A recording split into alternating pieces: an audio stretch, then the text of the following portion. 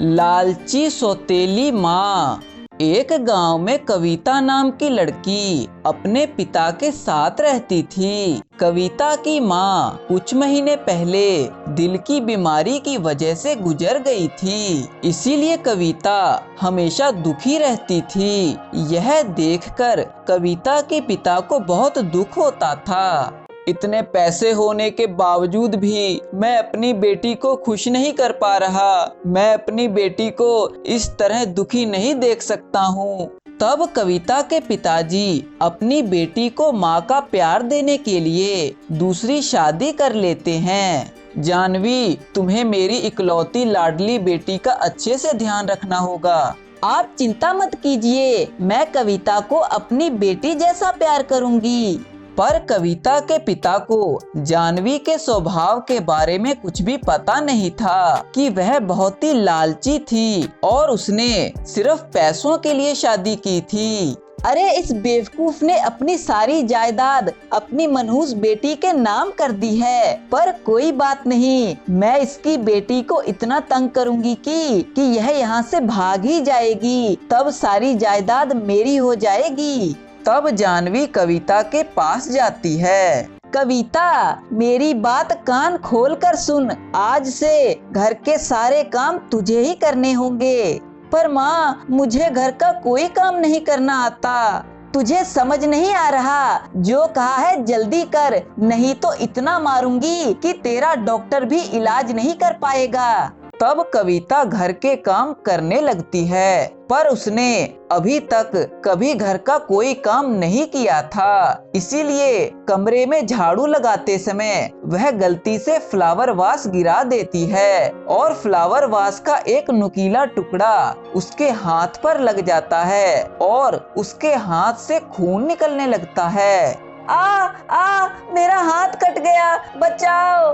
तब जानवी कविता की आवाज सुनकर वहां आती है। बेवकूफ लड़की, तूने इतना महंगा वास तोड़ दिया। माँ, मेरा हाथ कट गया है, बहुत दर्द हो रहा है माँ। एक तो ढंग से काम नहीं करती और ऊपर से नौटंकी कर रही है। अब तुझे खाना नहीं मिलेगा और चाहे तेरे हाथ से जितना मर्जी खून निकले, तब भी तुझे घर के सारे काम करने पड़ेंगे। इस तरह जानवी कविता के हाथ पर इतनी गहरी चोट लगने के बावजूद भी उससे घर के सारे काम करवाती है। तब कविता रोते रोते दर्द सहते हुए घर के काम करने लगती है। माँ, मुझे आपकी बहुत याद आती है। मुझसे अब और सहन नहीं होता।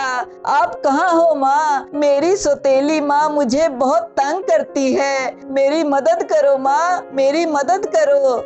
इस तरह अब रात हो जाती है। तब जानवी कविता से कहती है, कविता, अगर तूने अपने पिता को कुछ भी बताया कि आज तुम्हारे साथ क्या क्या हुआ है, तब मैं अपने भाई को कहकर तुम्हारे पिता को तुम्हारी माँ के पास पहुँचा दूंगी। बाद में मत कहना। नहीं माँ, मेरे पिता को कुछ मत कीजिए, मैं उन्हें कुछ नहीं बताऊंगी।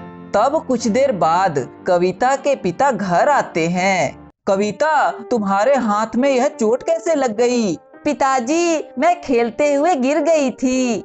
बेटी, ध्यान से खेला करो, देखो कितनी चोट लग गई है तुम्हारे हाथ पर। इस तरह कविता की सौतेली माँ उससे घर के सारे काम करवाती और उसे सिर्फ रात को ही खाना खाने को देती थी। कम खाना खाने की वजह से वह बहुत ही बीमार पड़ जाती है। माँ, मैं आज काम नहीं कर पाऊंगी, मैं बहुत बीमार हूँ। क्या कहा तुमने? काम नहीं करोगी? अब रुक जरा, तुझे इतना मारूंगी कि तू मुझे कभी ना नहीं करेगी। तब जानवी कविता को डंडे से मारने लगती है। माँ, मत मारो, बहुत दर्द हो रहा है। माँ, मुझे छोड़ दो। पर जानवी उसकी एक भी बात नहीं सुनती और उसे इतना मारती है कि उसके सिर से खून ही निकलने लगता है और कविता रोने लगती है। तब जानवी अपने भाई को वहां बुलाती है। अब सही समय आ गया है। मैंने कविता को बहुत डरा कर रखा है। अब वह हमारी बात नहीं टालेगी। बहुत अच्छे जानवी। तब वे दोनों कविता के पास जाते हैं। कविता, यहाँ पर अपने साइन करो, नहीं तो मैं तुम्हारे पिता को मार दूंगा। नहीं नहीं, ऐसा मत कीजिए, मैं अभी साइन करती हूँ। तब कविता साइन कर देती है। अरे वाह भैया, अब सारी जायदाद हमारी हो गई। हमारी जायदाद नहीं, मेरी जायदाद। क्या मतलब भैया, मैं कुछ समझी नहीं। तुझे क्या लगा मैं आधी जायदाद तुझे दे दूंगा? मुझे क्या बेवकूफ समझा है तुमने? मैंने तो बस तुम्हारा इस्तेमाल किया था। अब जल्दी से तुम दोनों यहाँ से निकल जाओ। यह सुनते ही जानवी हैरान हो जाती है। तभी वहाँ कविता के पिताजी पुलिस के साथ वहाँ आ जाते हैं।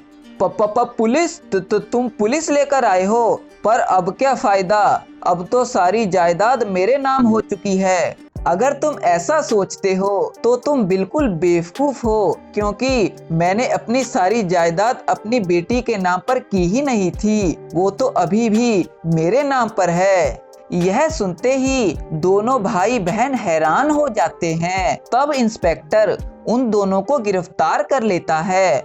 मुझे माफ कर दो बेटी, मुझे पता नहीं था कि यह औरत इतनी बुरी है। मुझे इसकी सच्चाई बाद में पता चली। उसने तुम्हें कितना तंग किया, मुझे माफ कर दो बेटी। माफी मत मांगिए पिताजी, इसमें आपकी कोई गलती नहीं है। यह सब तो आपने मेरी खुशी के लिए किया था।